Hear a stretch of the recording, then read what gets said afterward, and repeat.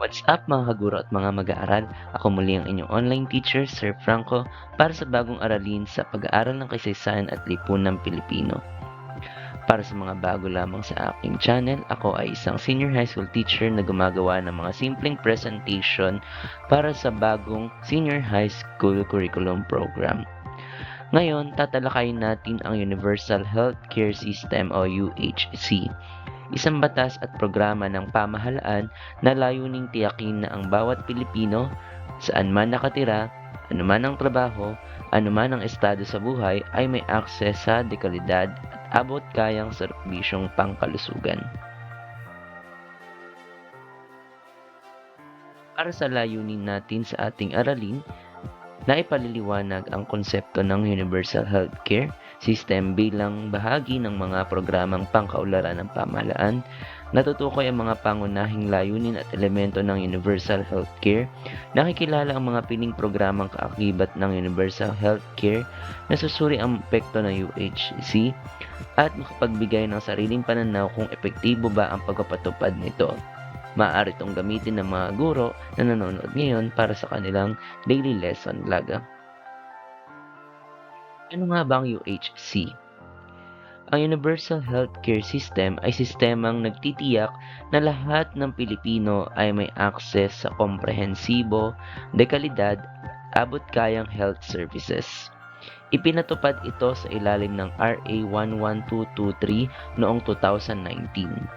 Otomatikong miyembro ng PhilHealth ang bawat Pilipino kaya mas malaki ang saklaw ng benepisyo at mas focus ang sistema sa preventive at promotive care.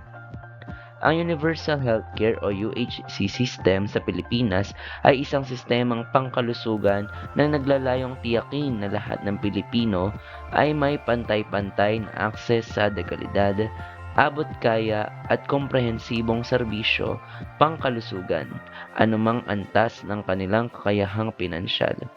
Ipinatupad ito sa bisa ng Republic Act 11223 o Universal Healthcare Act na nilagdaan noong Pebrero 20, 2019. Ang layunin ng UHC ay gawing pantay ang akses sa health services. Hindi na dapat hadlang ang kahirapan para makapagpagamot. Ibinababa nito ang gastos ng pamilya, pinapalakas ang primary care, at inaayos ang health systems upang mas maging mabilis, epesyente, at organisado.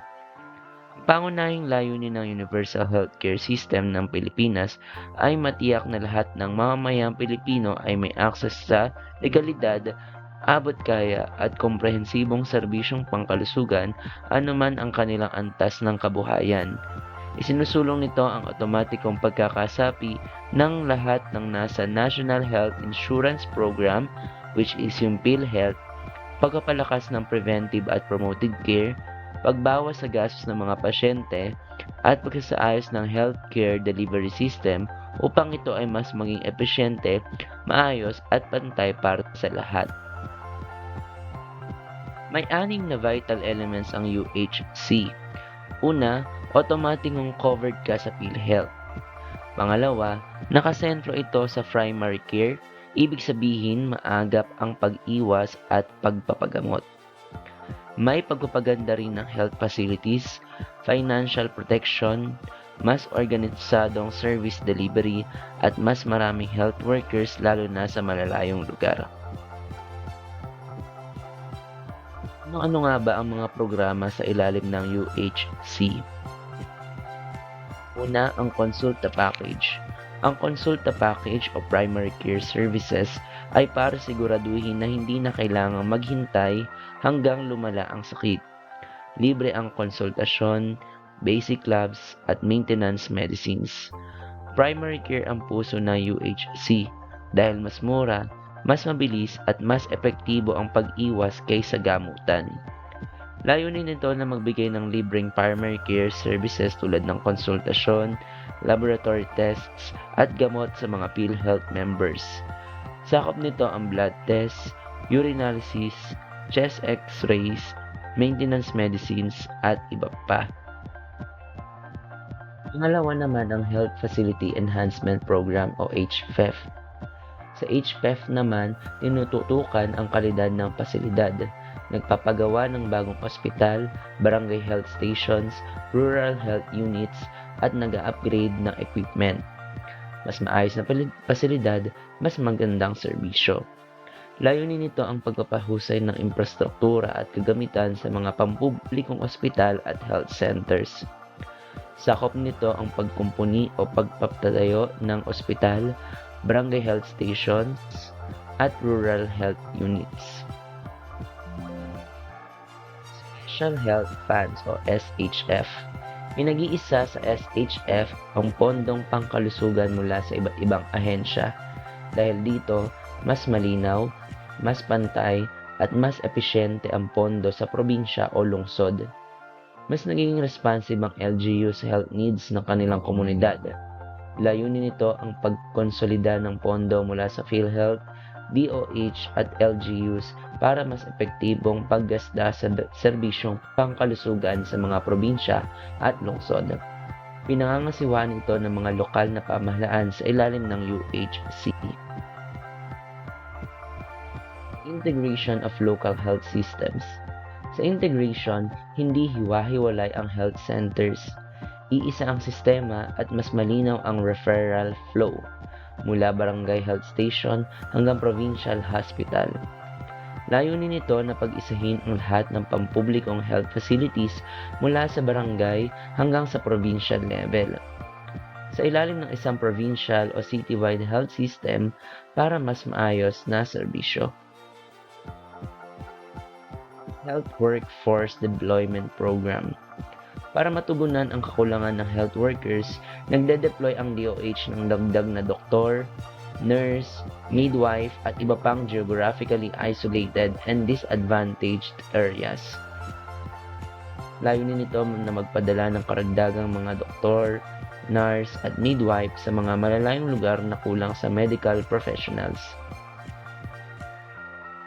Health Promotion Framework Strategy. Nakatuon ito sa edukasyon at kampanya para sa healthy living, proper diet, exercise, at mental health awareness. Ang idea, i-prevent ang sakit bago ito mangyari. Layunin nito na itaguyod ang preventive at promotive healthcare sa pamamagitan ng edukasyon, kampanya, at community-based health promotion. No Balance Billing o NBB. Ang NBB ay nagsisiguro na ang pinakamahihirap nating kababayan at mga senior citizens ay hindi sisingilin ng anumang balance sa mga accredited government hospitals. Expanded Primary Care Benefits. Ine-expand ang primary care coverage para mas maraming outpatient services ang sakop, hindi lang kapag na ospital, kundi pati ang early detection at outpatient services. Ngayon, talakayin naman natin ang epekto ng UHC. Maraming positibong epekto ang UHC. Mas mababang gastos, mas maagap na diagnosis, mas dekalidad na pasilidad, pantay na access para sa lahat, at mas maraming health professionals sa kanayunan. Ang Sustainable Development Goal 3 o Good Health and Well-being ay layunin ng United Nations na matiyak ang kalusugan at kagalingan ng lahat anuman ang edad. Sa Pilipinas, isinusulong ito sa pamamagitan ng mga programang pangkalusugan tulad ng mga nasa UHC Law. Expanded immunization, family planning at mental health services. Layunin ng SDG 3 sa bansa na pababain ang bilang ng namamatay dahil sa mga sakit, mapalawak ang access sa serbisyong medikal, at matugunan ang mga issue sa maternal at child health, lalo na sa mga mahihirap at liblib na lugar. Sa tulong ng kooperasyon ng pamahalaan, mga health worker at iba pang organisasyon, unti-unting itinataguyod ang mas malusog na pamumuhay para sa bawat Pilipino. Pero hindi rin madali ang pagpatupad ng batas na ito. Kabilang sa hamon ang limitadong pondo, kakulangan sa health workers, overcrowding, at iba't ibang kapasidad ng LGUs sa implementation. Ngayon, sa pagtatapos ng ating talakayan, sagutin ang reflection questions na ito. Iniimbatahan kitang suriin ang epekto ng UHC hindi lang bilang estudyante kundi bilang parte ng komunidad. Dumako na tayo sa mga activity at assessment. Activity 1, UHC Reality Check. Ano ang UHC service na available sa barangay ninyo? Epektibo ba ito? At ano ang dapat pang ayusin? Activity 2, UHC Poster Message. Gumawa ng simpleng poster na nagpo-promote ng preventive care. Halimbawa, magpa-check up habang maaga. Dumako na tayo sa pagsusulit. Number 1. Ano ang pangunahing layunin ng Universal Healthcare System?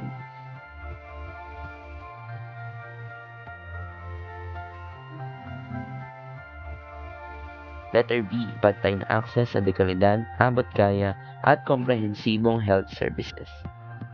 Ano ang batas na nagbigay bisa sa UHC system? RA 11223. Alin sa mga sumusunod ang tinutukoy na konsulta package? B. Libreng konsultasyon, basic lab test, at maintenance medicines. Ano ang layunin ng Health Facility Enhancement Program o HPEF?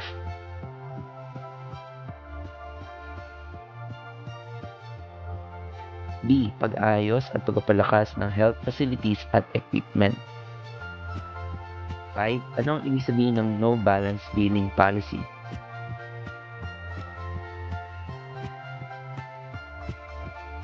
B. Walang dagdag na bayad ang indigent at senior patients sa government hospitals. 6. Sa inyong barangay, may bagong itinayong barangay health station. Aling programa ng UHC ang konektado rito? C. Health Facility Enhancement Program o HPEF.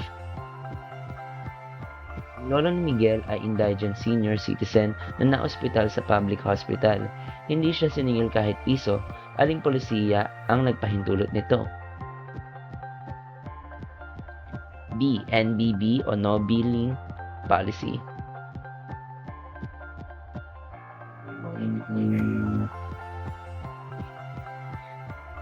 Nagde-deploy ang DOH ng bagong batch ng doktor at nurse sa malalayong barangay.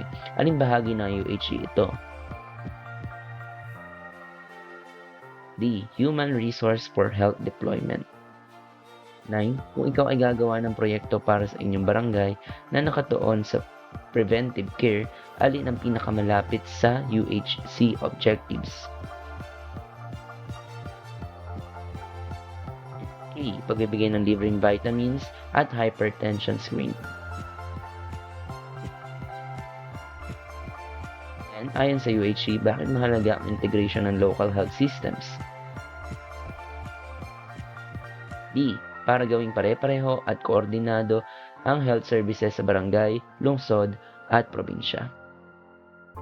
Bilang mensahe sa pagtatapos, kalusugan, karapatan ng lahat, hindi pribilehiyo. Ang UHC ay paalala na ang kalusugan ay hindi dapat ipinaglalaban. Dapat ito ay otomatikong garantisado para sa bawat Pilipino. At dyan nagtatapos ang ating talakayan tungkol sa Universal Healthcare System. Maraming salamat sa buo ng pagsulat ng Banghay Aralin kung saan ibinase ang ilang bahagi ng discussion video na ito. Muli, ako ang inyong online teacher, Sir Franco. Maraming salamat sa inyong panonood.